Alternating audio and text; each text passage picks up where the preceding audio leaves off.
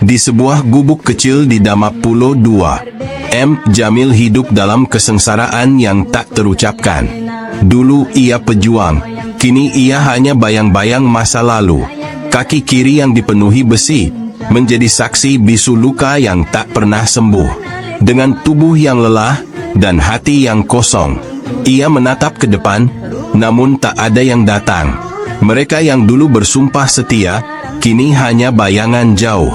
Meninggalkan Jamil yang masih terperangkap dalam perjuangan yang tak berujung. Gubuknya begitu sempit, hanya cukup untuk dirinya dan istrinya.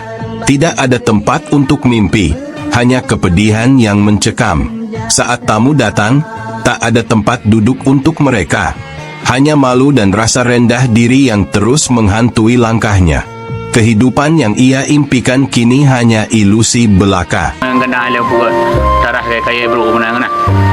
Dari un mana naju mang bangun buka mai dong lagi ngau na kerja uro na dari witi na yang tupak pe pinung go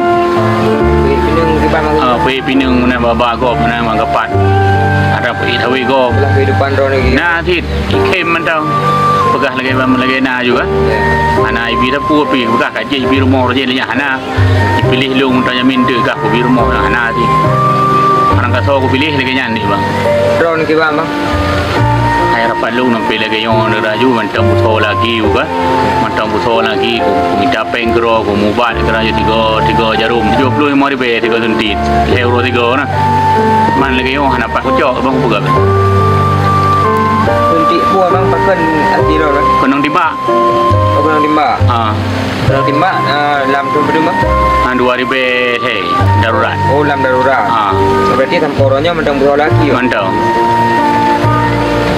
Tidak ada bantuan, hanya janji-janji yang terabaikan.